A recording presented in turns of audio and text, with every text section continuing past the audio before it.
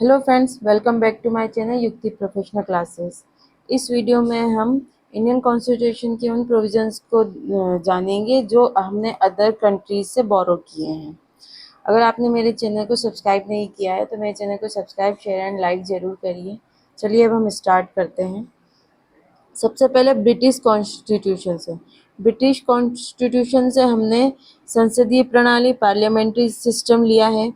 संसदीय शासन प्रणाली की अवधारणा जहाँ कार्यपालिका विधायिका के प्रति उत्तरदायी होती है, तो ये जो सिस्टम है ये हमने ब्रिटिश कॉन्स्टिट्यूशन से लिया है।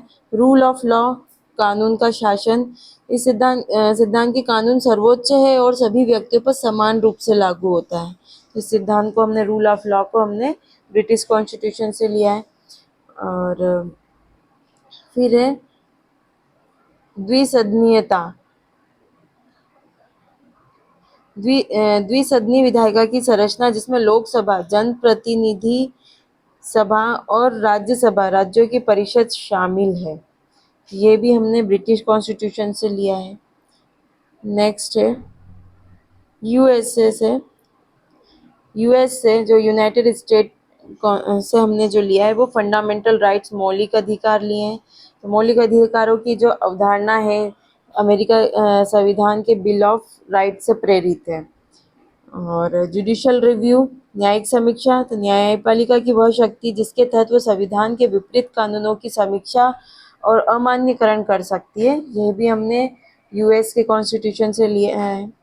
और इंडिपेंडेंस ऑफ जुडिशरी, स्वतंत्र न्यायपालिका। तो कार्यपालिका और विधायिका से अलग एक स्वतंत्र न्यायपालिका का सुनिश्चित करना, ये हमने यूएस कॉन्स्टिट्यूशन से लिया है। इम्पीचमेंट ऑफ द प्रेसिडेंट, राष्ट्रपति का महाभियोग, इसकी जो प्रोसेस है ये यूएस कॉन्स्टिट्यूशन से लिया गया है। नेक्स्ट है आयरिश कॉन्स्टिट्यूशन। तो directive principle of state policy, राज्य के नीति निर्देशक सिद्धांत। राज्य को नीतियों और कानून बनाते समय मार्गदर्शन देने वाले सिद्धांत आयरिश संविधान से लिए गए हैं।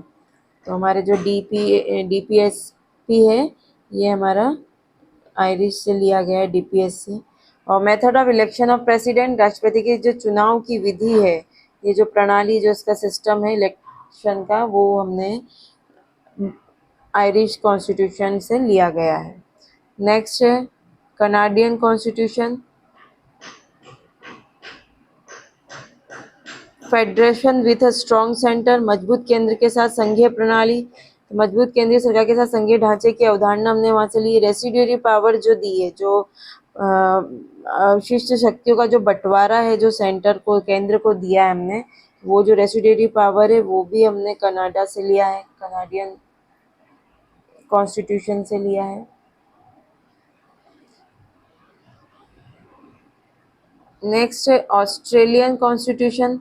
तो जो लिस्ट है हमारी, कॉन्करेंट लिस्ट है, तीन शेड्यूल 7 में 3 लिस्ट दी गई है। स्टेट, सेंट्रल की, फर्स्ट है सेंटर की, सेकंड है स्टेट की, और थर्ड जो है कॉन्करेंट लिस्ट। तो ये लिस्ट हमने संवैधानिक सूची जो है इसकी जो अवधारणा है वो ऑस्ट्रेलिया कॉन्स्टिट्यूशन से ली है, जहाँ केंद्र और राज्य दोनों कानून बना सकते हैं। Freedom of trade and commerce, व्यापार और वाणिज्य की स्वतंत्रता। देश के भीतर व्यापार और वाणिज्य की स्वतंत्रता सुनिश्चित करने वाला प्रावधान जो है वो ऑस्ट्रेलिया के कॉन्स्टिट्यूशन से हमने लिया है। नेक्स्ट है Weimar constitution of Germany.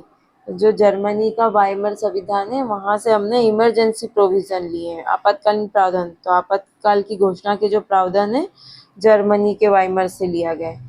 South African constitution, संविधान में संशोधन की जो प्रक्रिया दी गई है वो हमने साउथ अफ्रीकन कॉन्स्टिट्यूशन से लिया गया है।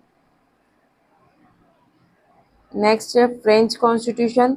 तो स्वतंत्रता, समानता और बंधुता के आदर्श, ये आदर्श फ्रांसीसी क्रांति से प्रेरित होकर भारतीय संविधान की प्रस्तावना में शामिल किए गए। तो ये हमने जो इंडियन कॉन्स्टिट्यूशन का प्रेम्बल है उसमें ये जो डाला है, लिबर्टी, इक्वलिटी, फर्टर्निटी, तो वो हमने फ्रेंच कॉन्स्टिट्यूशन से प्रेरित होकर डाला है। चलिए आज के लिए इतना ही, मिलते हैं हम नेक्स्ट वीडियो में। Thank you.